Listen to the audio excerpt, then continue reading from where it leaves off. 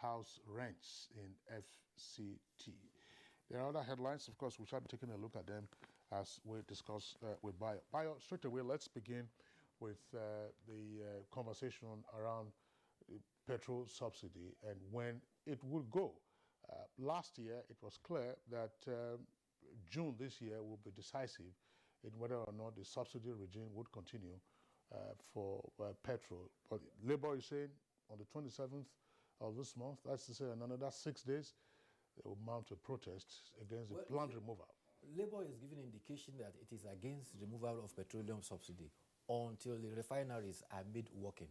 But the follow-up of the story came from the meeting of the National Economic Council, where after its meeting, two governors, governor of Nasarawa and governor of Edo State, briefed the media about the outcome.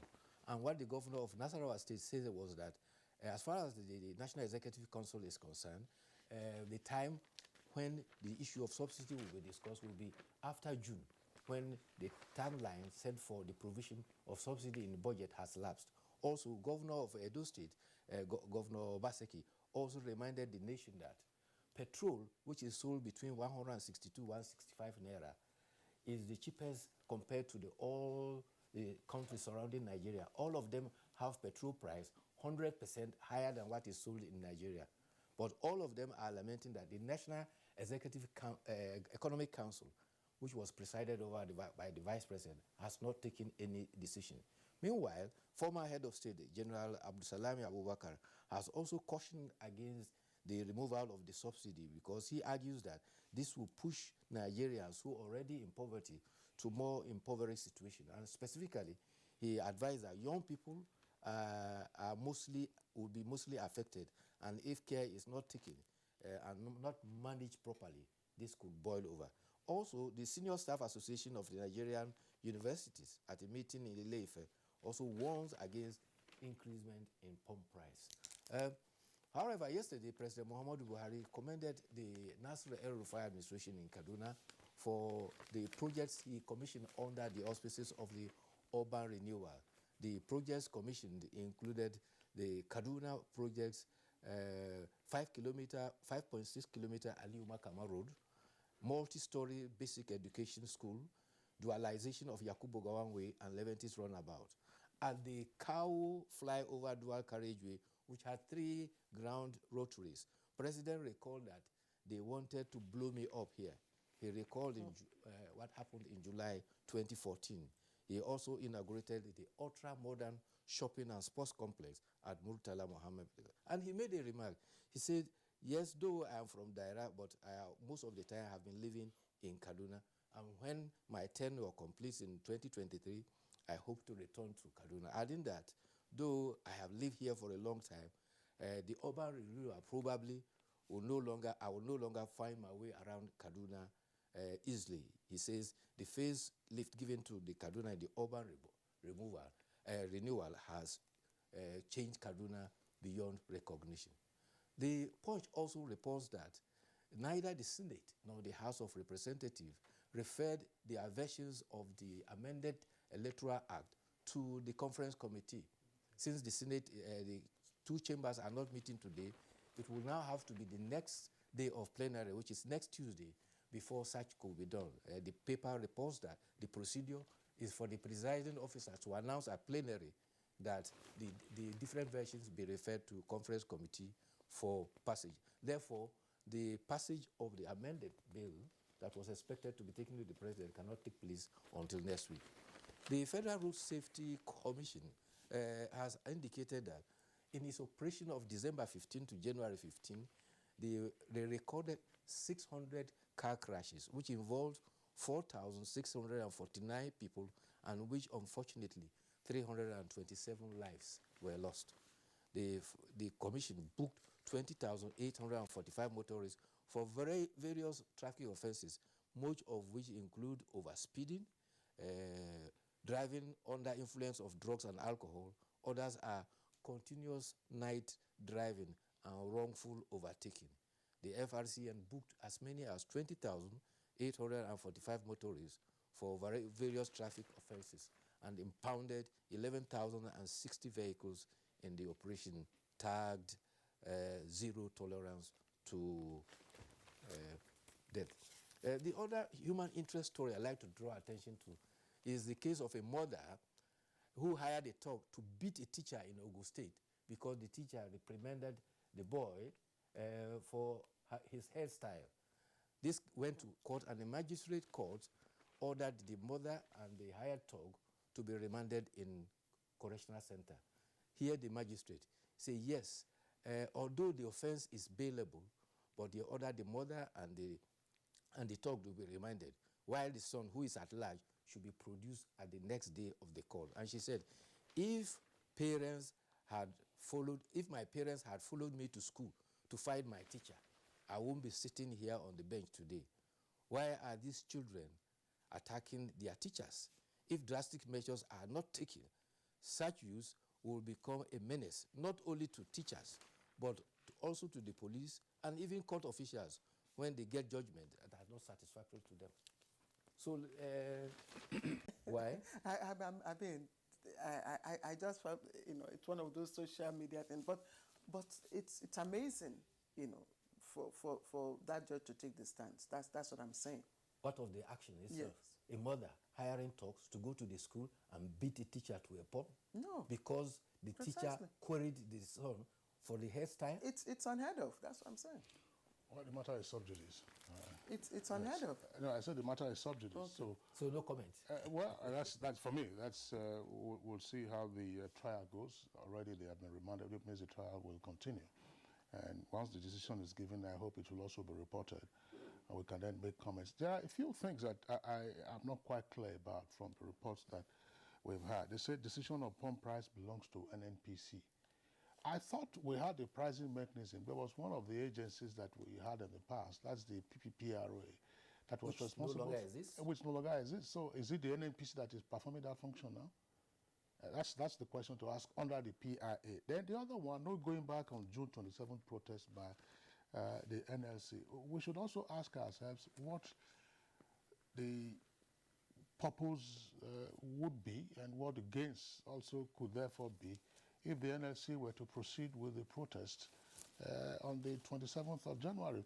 Yes, if you have a cause to pursue to say that this would most likely affect workers, you don't have to wait for that course of action to arise before you hit the streets, assuming that's the option you want to take. But since there is still ongoing conversation around this subject matter, are we beginning the new year, as it were? Because the year is still just about under a month old.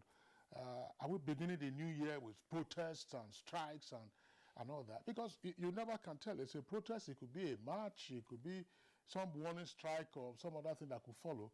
And then before you know it, it then takes on a life of its own.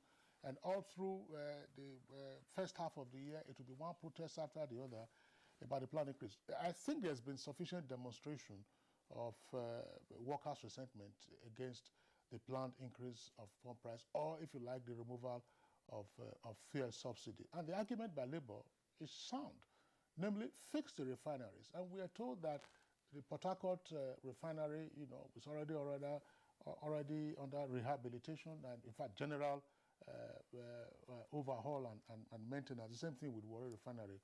What can we speed up, and when will those other refineries come on stream? All the arguments about pump price of petrol being higher in our neighboring countries, gentlemen, Claire, Madam, and Bayo, look, we've had those arguments over the last 30 years or more. Yes, but that is one of the bases for which Nigeria produces presently. When you get the record that you tell that Nigeria will consume about 50 million liters of petrol on a daily basis, which is not true, because some of this petrol finds its way to neighboring countries.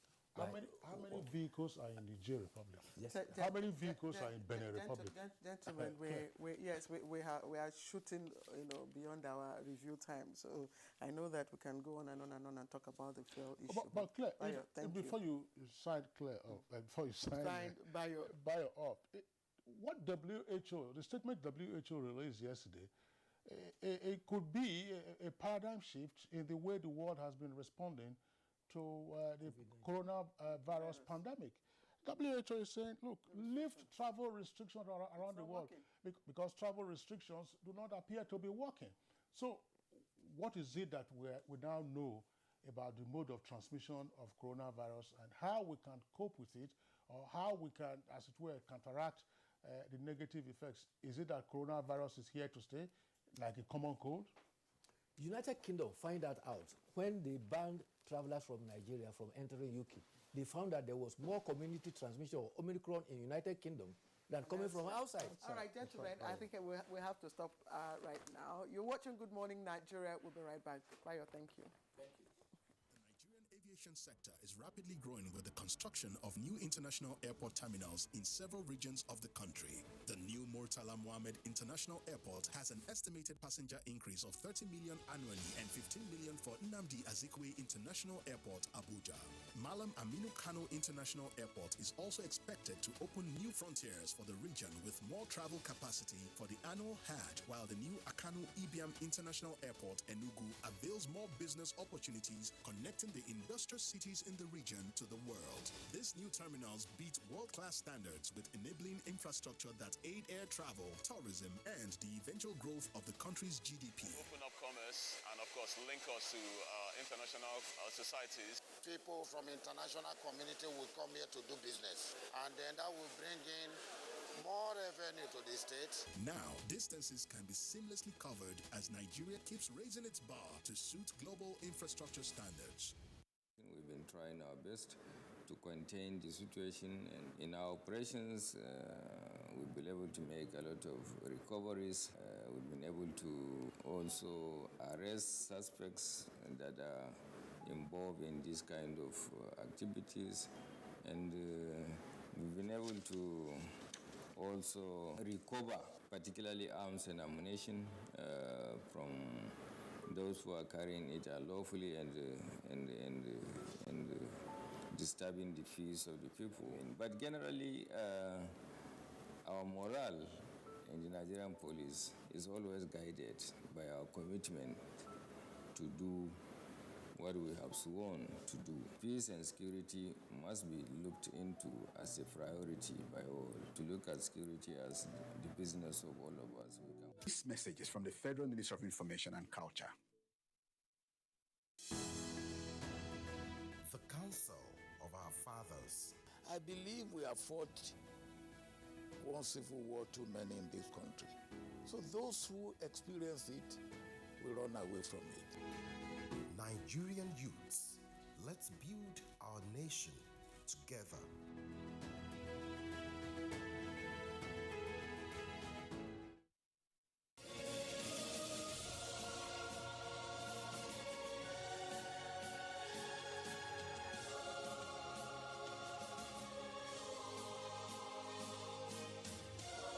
We are all Nigerians. Against all odds, we shall and must remain united. We may have our challenges, our problems, and setbacks. However, together we shall overcome them all. What doesn't break us shall make us stronger. This is the mindset that shall bring peace, progress, and prosperity to our beloved country. Do not let tribal and religious sentiments govern how you think, act, or feel. Don't be influenced by those who want to destroy our precious national unity. Everybody who is a Nigerian is your brother and your sister. This is the mindset of the new Nigeria. It is also the mindset that we must all adopt. Let us support each other in creating the Nigeria of our dreams. This message is from the Nigerian Television Authority, NTA.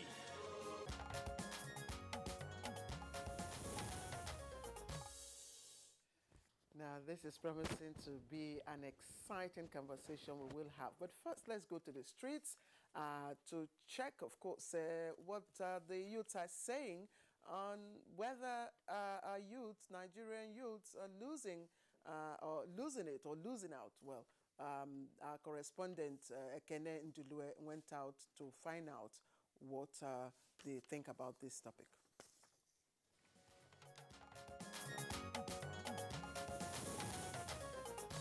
Well, I think one of the factors that leads to high crime rates is generally unemployment. Even for somebody to get a work after university, he must have to be connected with either a farmsec or a minister, which in those days is not like that. There's also a problem of value system. Our value system has been corrupted, and there's a lot of desperation to make money. And you cannot blame them because the system has gone bad.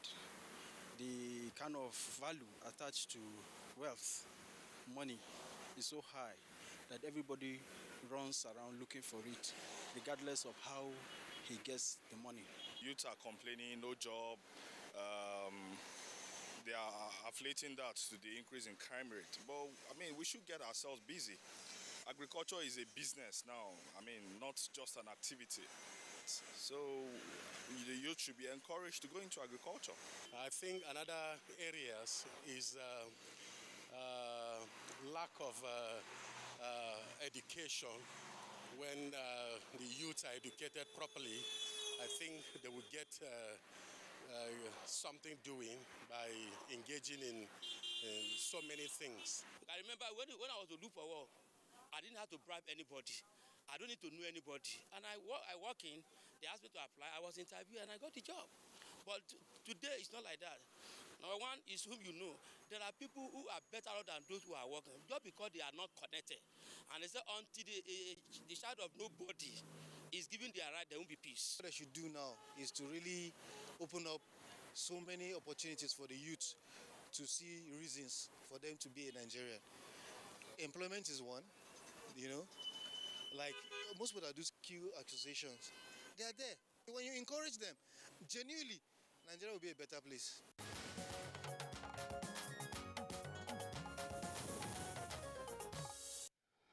All right, now that was a cross-section of Nigerians there speaking to our correspondent on what they think about the status and state of some Nigerian youth today. We have guests with us in the studios now to discuss other ramifications of the subject matter. Let's welcome the former Honorable Minister of Youth and Sports, Mr. Solomon Dalong. Pleasure to have you with us on Good Morning Nigeria. Good morning, Nigerians. Okay. Also here with us in the studios, Engineer Mohammed Onotu is founder, Productive Youth Network, and Read to Rise Nigeria Limited, and author of Future Starts Today and What I Will Do If Unemployed. Onotu, delighted to have you this morning. Good morning. I certainly would like to learn more about that last part, what I will do if unemployed. And thank God we have Engineer Onotu here with us.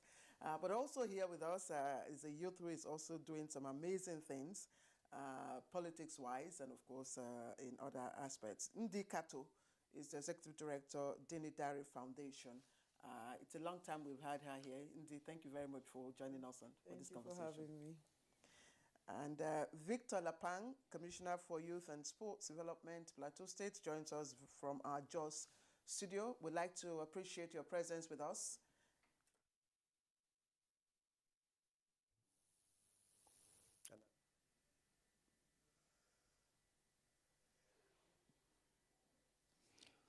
All right. We hope we'll hear him when we return to him for his response to our first set of questions. Once again, it's our pleasure to have all our guests with us. But we are kicking off and stating that we are not making any sweeping statement. There is no generalization that all Nigerian youth are necessarily into negative things. There are heartwarming stories of hard-working young Nigerians, boys and girls, men and women who are in the youth category, and they are recording achievements in aspects of agriculture, in the entertainment industry, in education, and elsewhere. But I'm sure that all Nigerians are aware of the plenitude of stories that we have been confronted with in recent times. When we hear of kidnapping, when we hear of banditry, when we hear of Yahoo boys, armed robbery, and so on and so forth, when you look at the age groups of these persons, they obviously fall within the youth.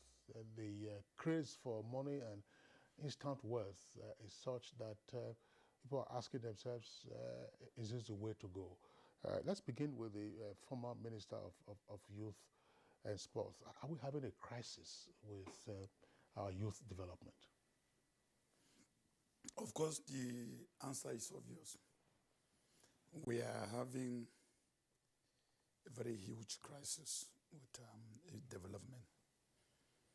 And The reflection of this crisis is when you interrogate, all the challenges the country is confronting, whether you take insecurity, you go to economy, you go to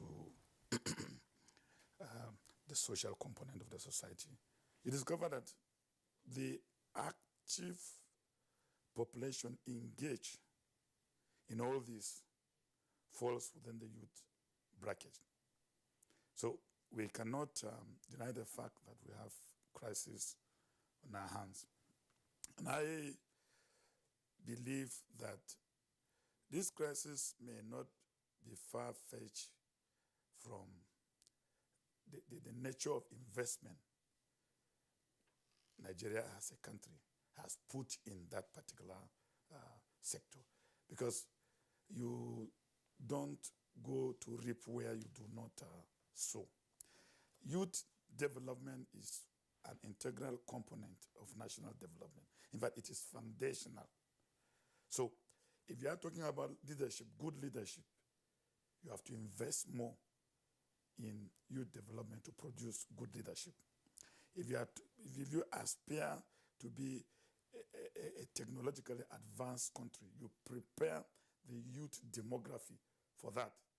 So when the investment is not commensurate to your expectation as a country, then definitely you have to deal with this crisis as the population continue to surge.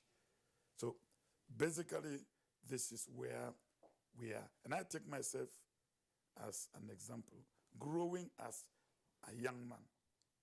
I mean, what I met on the ground was that the country invested in me.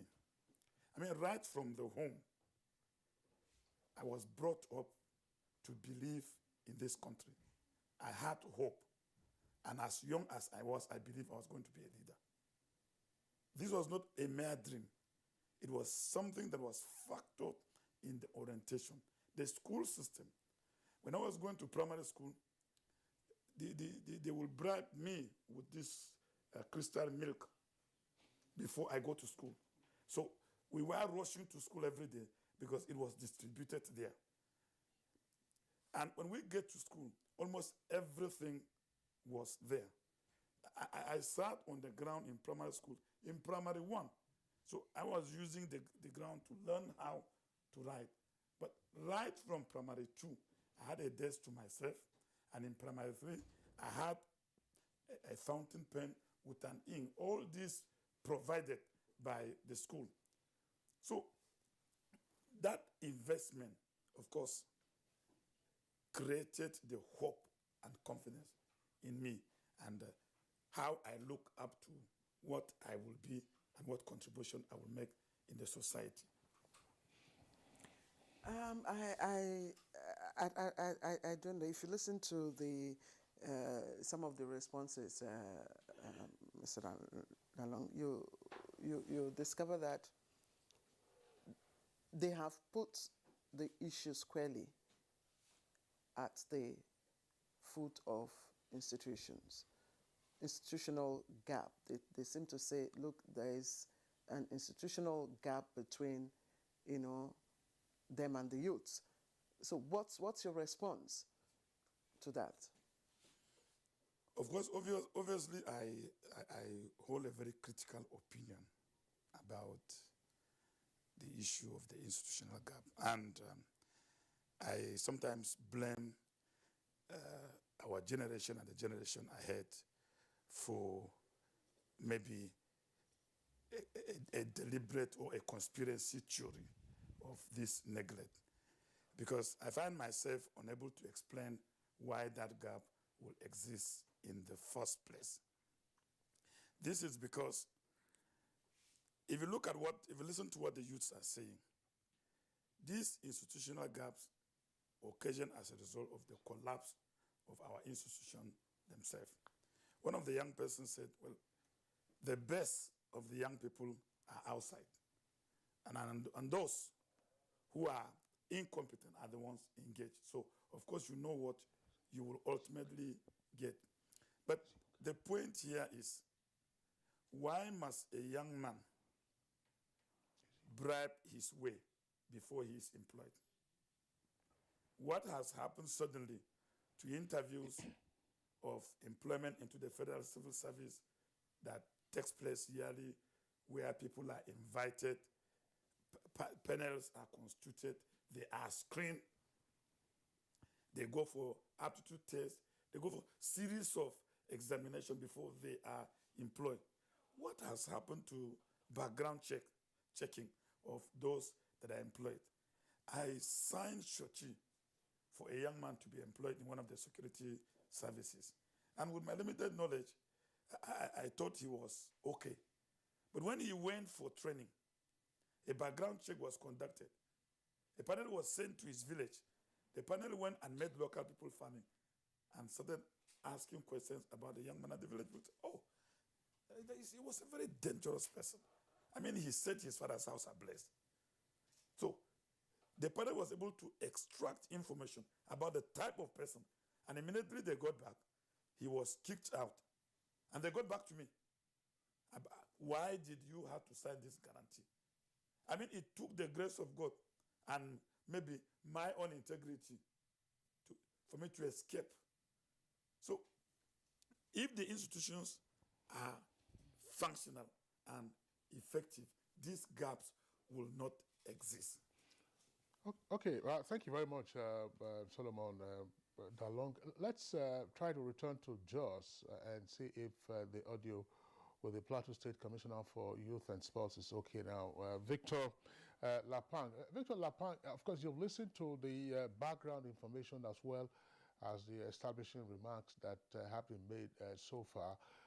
Straight away, are you concerned about what we see some, if not a good number of our youth do these days, and the kind of attitude that they have? Thank you very much. Let me introduce myself again. I'm Victor Lapang, Commissioner for Youth and Sports Development, Plateau State, and I hope you're here with me now. Yes, it's quite concerning, the problems of the youth, but I don't think it's a new problem because right from time immemorial, every generation has its problems. So with the advent of the internet and all the gadgets that are moving around now, you would expect this kind of problems. Yeah, it's quite worrisome. About 3,700 years ago, there was what was called the Code of Hammurabi, and it tried to right the wrongs, the social problems as at that time.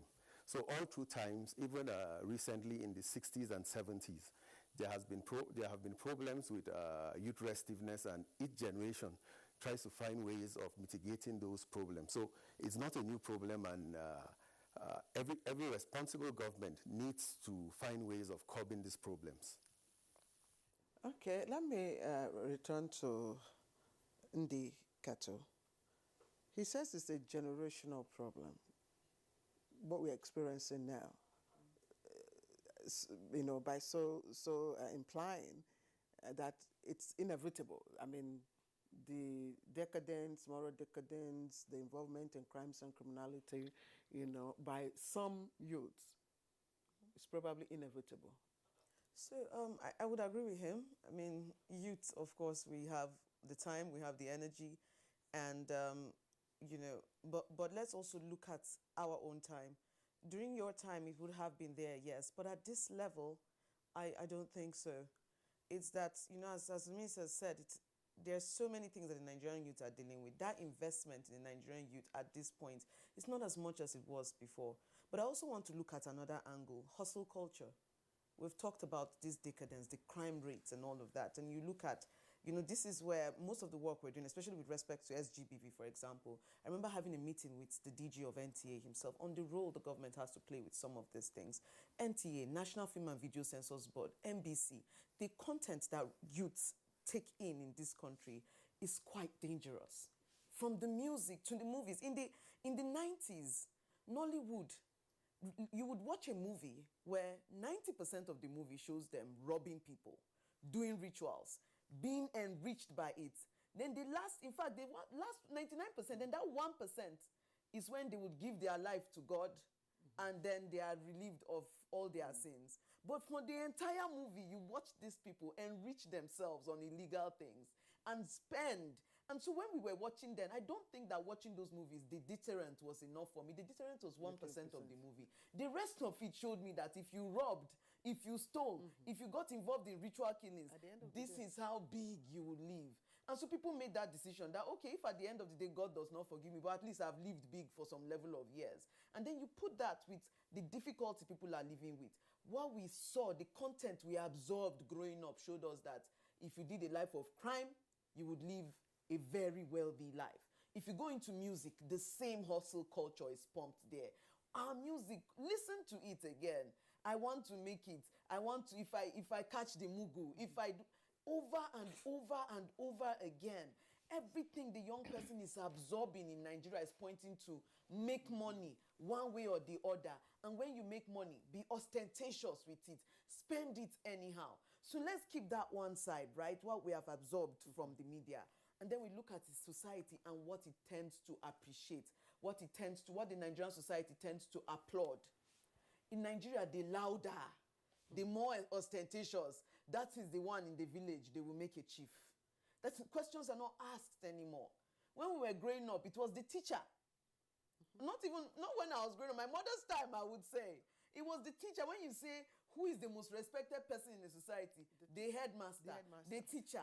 Those were the ones. But as things started changing, especially with 99, there was something that happened in 99. When we had a new democracy, I remember middle-class people thought, military will not go away, let us wait first, and did not jump into politics. It was a certain kind of people that entered politics, and things just changed from there. We started seeing people come back with cars and things that we could not explain, that our parents took longer time to get. And society did not question. Society praised it. Are you wealthy? Come and get an applause. Are you wealthy? You get away with things. What you applaud, what they work a certain way, will not get rewarded. When you stop, police will not hail you. When you get to certain places, doors will not be opened for you. The key thing is you have to have money. And that is the answer. Nigeria will not care whether you got the money the right way, the wrong way, nothing. You just have to have it. And young people are seeing these things over and over again. Now, I started this point on something, and I want to return it there. There are several agencies, there are several institutions that are supposed to pay attention to these things in the kinds of messaging we receive, in the kinds of things that our minds are focused on. And even if it's just on that orientation, we can focus on. I think that change will happen. Thank you. Ndi, thank you very much. Thank you, sir. Thank you very much. Thank you very much. There's a song that says something about, I want to be chairman. Have you heard that song? I'm sure you must have heard the song. Yes. I don't know who the artist is, but it all tells you that you don't want to be a floor member, you want to be a chairman, because when you are a chairman, that is when all the perks get to you. We will return to the aspect of socialization that we've had, which of course is supposed to be the responsibility of the older generation, and how this has, as it were, misled or even misdirected a number of young persons. Engineer Mohammed Onotu, let's get your own take on this. I've been listening to this. She just laid it bare. There's nothing that we can run away from. Everybody, we are all suffering the consequences. Young kids that you see who are kidnappers, who are into banditry, those who are dropping out of school and getting into Yahoo Plus or Yahoo, they're all with us. Why are we this way? I tend to agree with everything everyone has said, but my own thinking pattern is usually different. Over the years, I've always believed, one of the key components of any society is strong investment in personal growth and development of every individual. Because we always make emphasis on the problem. Then we fail to realize in every problem, there must have been a reason. For instance, you see someone going into prostitution. It's easy to jump and say, oh, this person is doing something that is immoral. But go back and rewind. The essence of the person going into prostitution in the first place is that you would find out that maybe this person is struggling to cater for the younger ones. So let me come back to the basic of the personal growth and development that I did mention in the earlier stage of my conversation.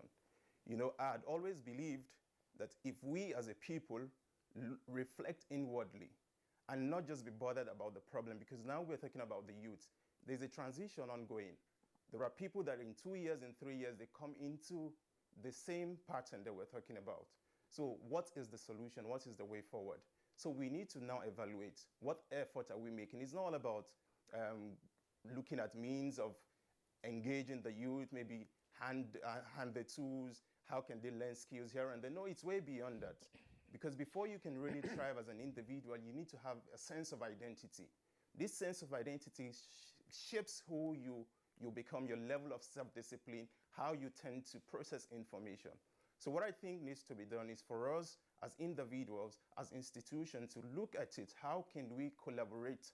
How can we all come together and see how can we have a level of sense of identity? This sense of identity gives a level of clarity of purpose. Then these, at the end of the day, sharpens the way you are able to see, okay, should I follow this path? Should I not follow this path? It gives you that sense of being a human being.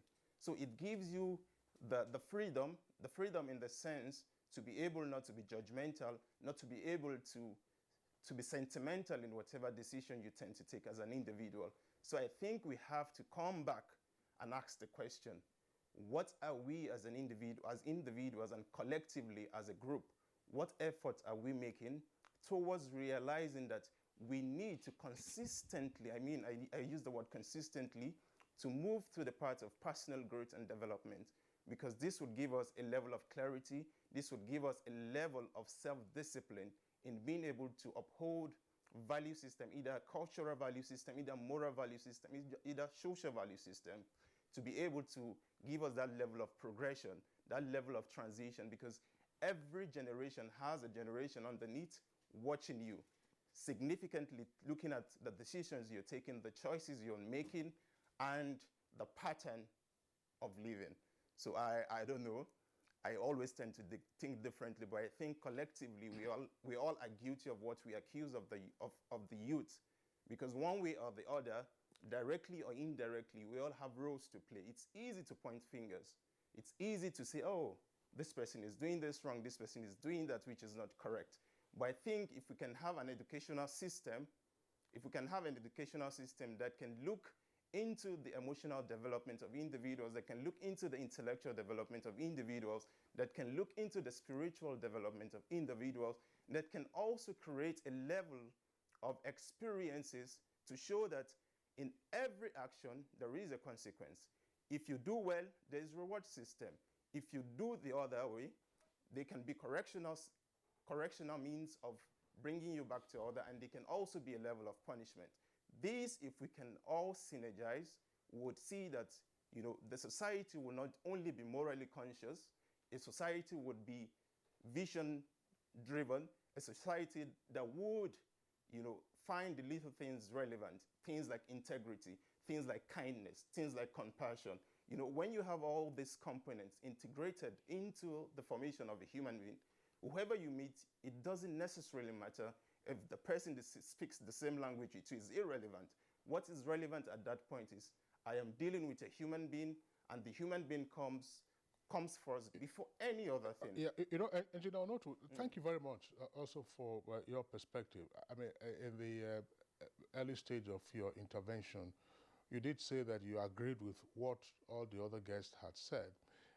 We're not going to end this conversation anyway without proffering solutions on what should be done to get some of our youth out of the challenges that we're having today. I mean, if you listen to the other guests again, you have to first lay the problems on the table in paraphrase and just say, look, how did we get to where we are?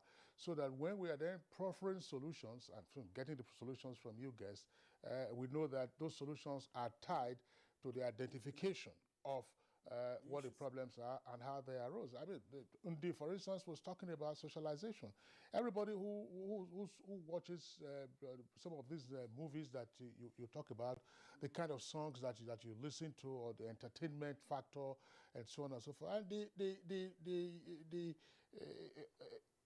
alteration, if you like, of our value system. It's been going on for some years, but it would appear to have exploded only in recent decades, and we are seeing what the youth are doing. In our time, when I was growing up, there was nothing like Yahoo Yahoo. I mean, we didn't know what the only song we knew then was by a band that was playing Yahoo. You know, so when you got to into the age of the Yahoo age, you just, oh, this is what it's all about, and so on and so forth. So we will come back to the solutions, but just for us to identify who has failed and how do we plug the gaps, Claire? Yes, who has failed, and how do we plug the gaps? I also want to ask the former minister, because when you ask the youths, what you hear is that, oh, our voices are not heard, we've not been given the opportunity to express ourselves. Are we listening to the youths at all? No, we are speaking to ourselves.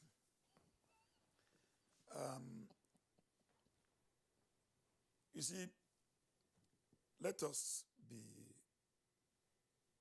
open and frank. We are dealing with a crisis, and there is no need going around it. I always give people example with myself, what I went through, how I was brought up. The young people of today, where are we engaging them? Where? Which of the institutions now engage the young people? Let's take education, which is the major institution that is responsible for molding the mind and developing the mental development of a young person. The first institution is the school. From the family to the school. Now, the role the family plays is now to complement whatever that is fed into by the educational institution. What is the content of our education? What is available there for the young people? Is it engaging? The answer is certainly no. Look at even the inequality in terms of access to education. At that point, you will now realize that our educational system is fashioned in a way that prepares people for this crisis we are dealing with because of the inequality we have in access to education. When I was growing up, there was nothing called private school. I heard of mission school. And those mission schools were very far from us. All of us went to a common school. When I went to secondary school, government college, Kefi, the entire nation were my classmates because my classmates were drawn from every state of the country. Those were the people I went to school with. And so I had the opportunity of engaging with the entire country at that young age. And we understood ourselves well.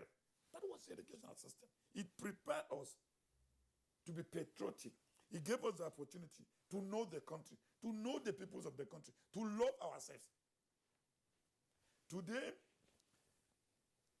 the neighborhood will be a nursery school.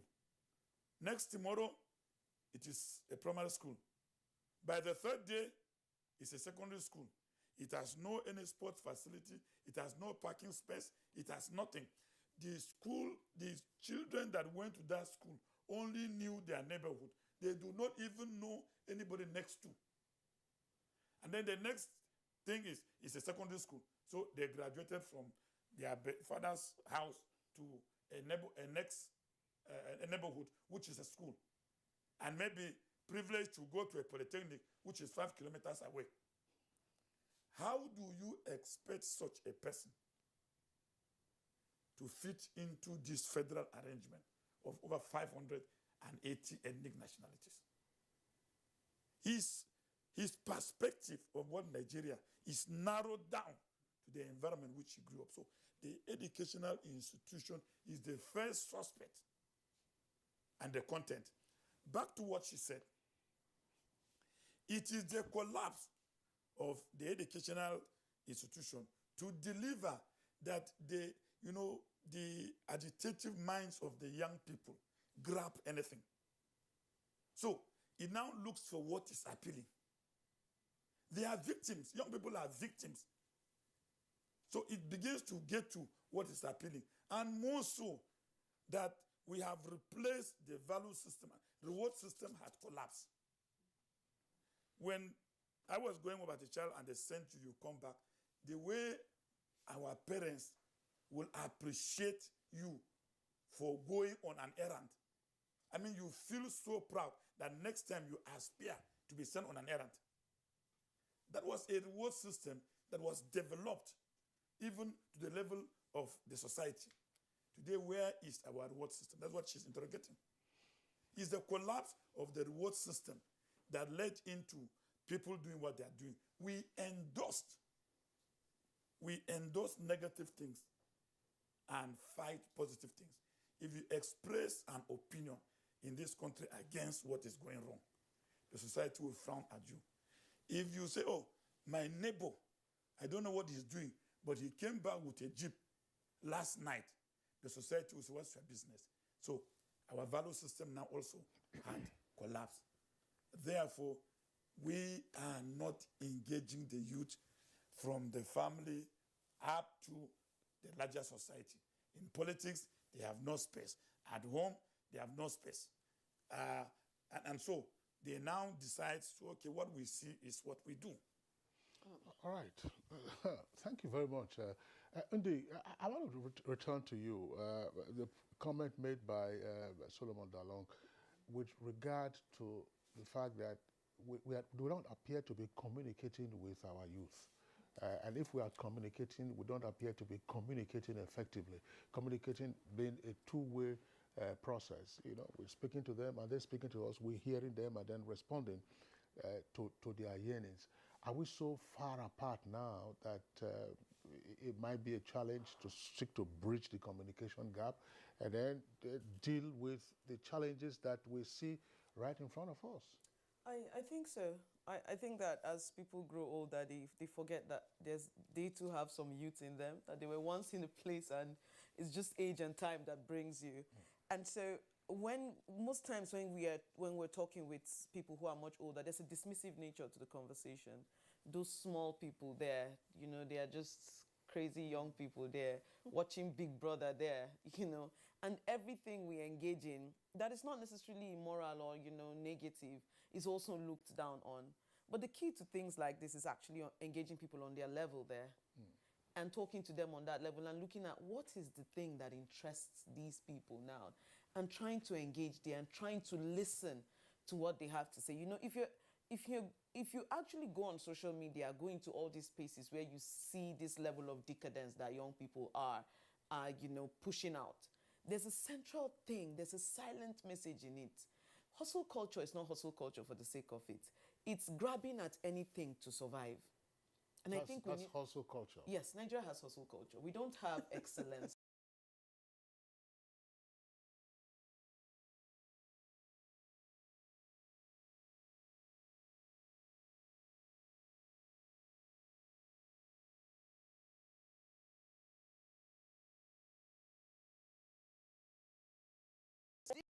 Carpenter, that my tables that I make will be different. No.